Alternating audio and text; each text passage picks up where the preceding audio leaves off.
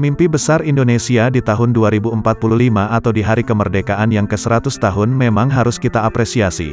Sudah sangat banyak sekali pengamat yang memprediksi bahwa Indonesia di tahun 2045 akan menjadi negara emas. Salah satunya OECD atau Organisasi Kerjasama dan Pembangunan Ekonomi Negara-Negara Maju yang memprediksi ekonomi Indonesia akan mencapai 8,89 triliun dolar Amerika.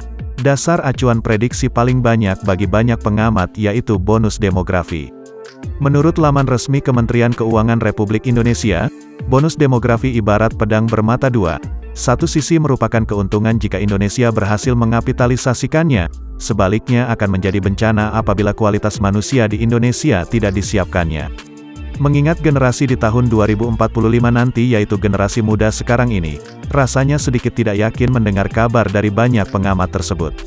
Bayangkan saja di tahun 2045 Indonesia akan menjadi negara dengan ekonomi terkuat nomor 4 di dunia, dengan populasi yang mungkin akan sama dengan Amerika sekarang, dan dapat dikatakan perbandingan populasi dengan ekonomi Indonesia akan hampir sama dengan Amerika sekarang, yang dimana masyarakat Amerika dikenal sangat produktif.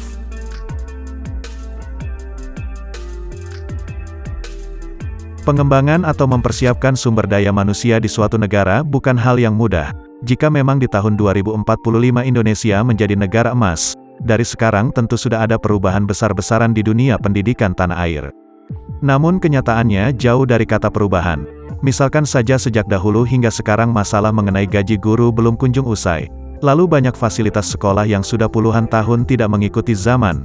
Kurikulum silih berganti sesuai siapa yang memimpin. Di sisi lain dari sisi karakter murid juga turut menyumbang masalah. Contohnya saja kecanduan media sosial hingga hubungan lawan jenis yang semakin meninggalkan norma-norma agama. Sungguh pengembangan sumber daya manusia yang sangat mengagumkan. Namun di balik ketidakpastian tersebut masih ada sebercak cahaya yang dapat mewujudkan mimpi Indonesia di tahun 2045.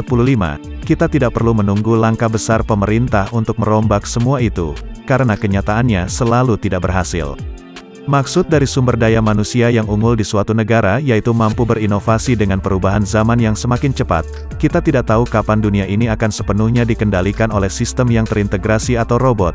Namun kita tahu itu semua mungkin akan terjadi dengan sekumpulan orang-orang pintar yang terus berinovasi dan menyadari bahwa dunia ini penuh dengan masalah.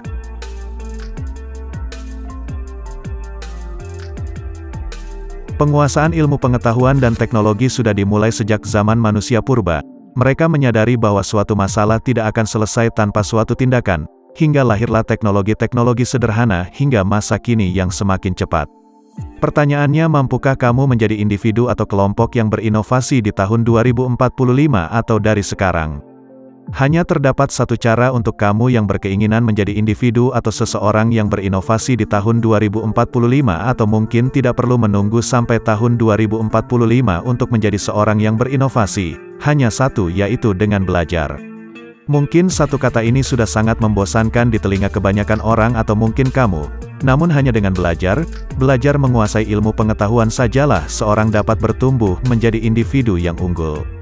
Hanya satu alasan mengapa banyak orang atau mungkin kamu mendengar kata belajar seperti sesuatu yang mengerikan dan membosankan, yaitu stigma.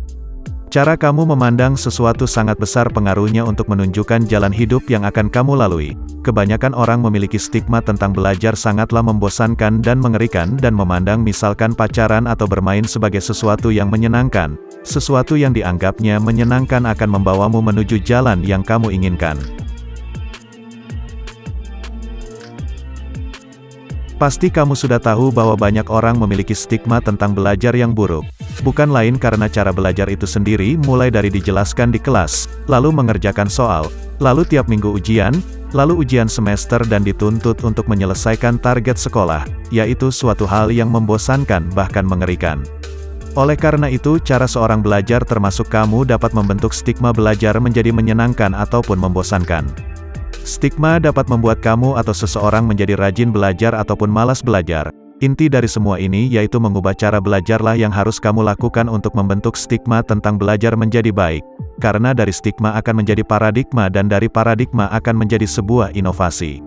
Ayo bergabunglah dengan kelompok belajar yang kami bangun untuk kamu yang akan menjadi seorang yang berinovasi bagi bangsa ini di masa yang akan datang. Kita akan membentuk stigma belajar menjadi baik dengan mengubah cara belajar yang dijamin sangat menyenangkan.